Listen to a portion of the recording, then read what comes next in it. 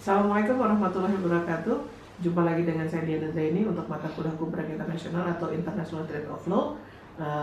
Baik, kita mulai. Saya akan paparkan presentasi mata kuliah ini. Incoterms atau International Commercial Terms adalah kumpulan istilah yang dibuat untuk menyamakan pengertian baik antara pihak penjual maupun pihak pembeli dalam hukum perdagangan internasional tentunya. Nah, fungsi Incoterms tersebut yang pertama untuk pengenaan cost atau biaya-biaya baik transportasi, insurance-nya atau asuransinya, dan tax atau pajak.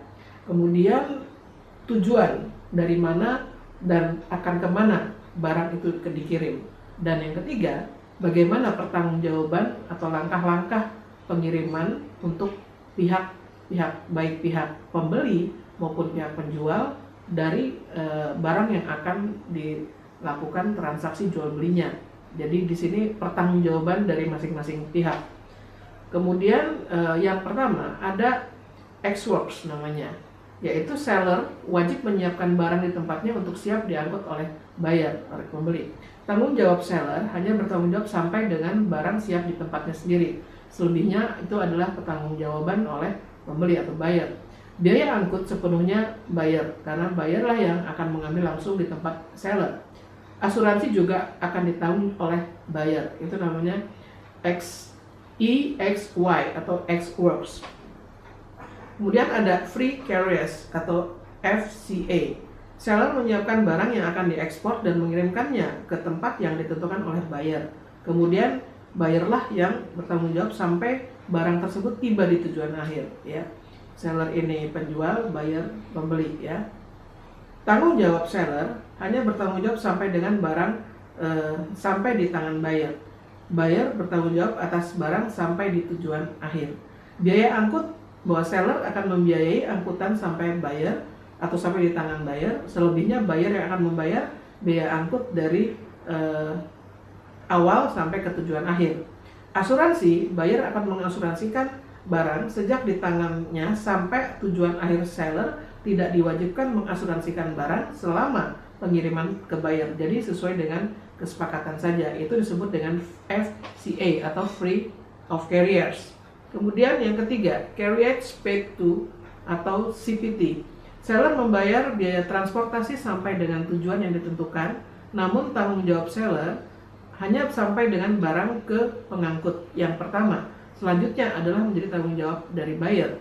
Tanggung jawab seller bertanggung jawab atas barang hanya sampai ke pengangkutan pertama, pihak pertama. Selanjutnya adalah menjadi tanggung jawab pihak buyer. Biaya angkut ditanggung oleh seller sampai dengan tujuan yang disepakati. Apakah sampai di kapal saja atau sampai ke tujuan akhir. Kemudian insurans atau asuransi tidak diwajibkan untuk seller walau seller yang mengirimnya. Jadi sesuai dengan kesepakatan saja.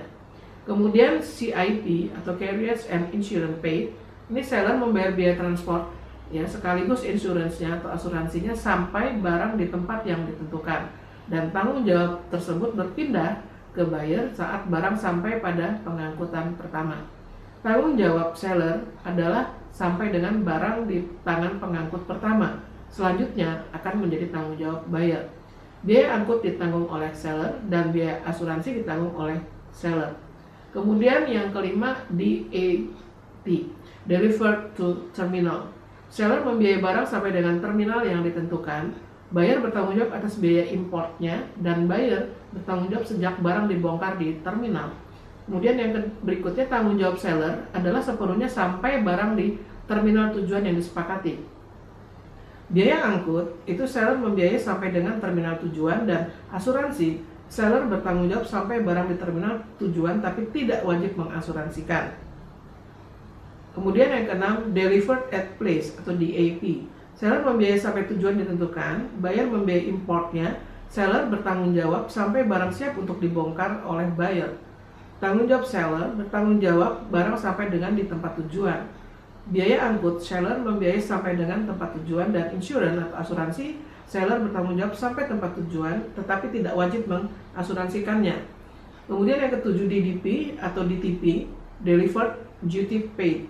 Seller bertanggung jawab atas pengiriman barang sampai ke negara buyer meliputi semua biaya di dalamnya. Jadi sampai ke negara tujuan yang disepakati.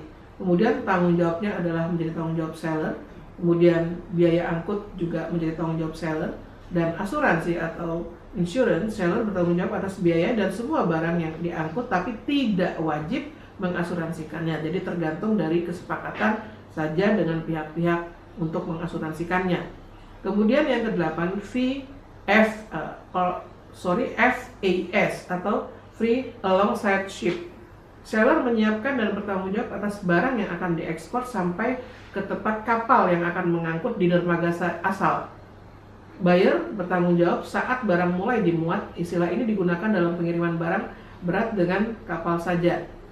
Tanggung jawab seller menyiapkan dan bertanggung jawab sampai barang berada di samping kapal di dermaga asal. Pemuatan barang dan seterusnya akan ditanggung oleh pihak buyer. Biaya angkut, seller membiayai sampai barang ada di samping kapal dermaga asal dan proses pemuatannya sampai perjalanan di atas kapal ditanggung oleh buyer. Dan asuransi, seller bertanggung jawab sampai barang di samping kapal dermaga asal tetapi tidak diwajibkan mengasuransikan setelah buyer yang diwajibkan untuk mengasuransikannya. 9. Free on board. Nah, ini yang sering banyak digunakan di dalam perdagangan internasional, yaitu free on board atau FOB. Seller menyiapkan barang sampai memuatnya di atas kapal.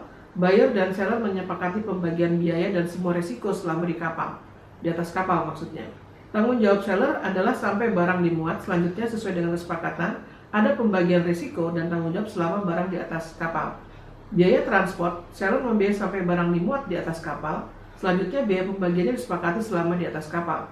Insurance atau asuransinya, seller tidak wajib mengasuransikan dan asuransi sesuai dengan kesepakatan saja.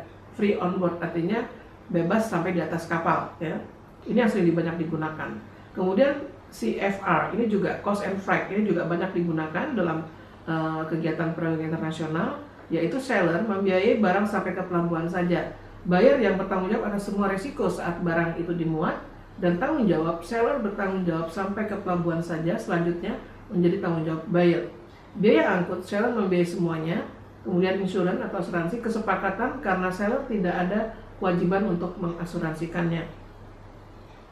11.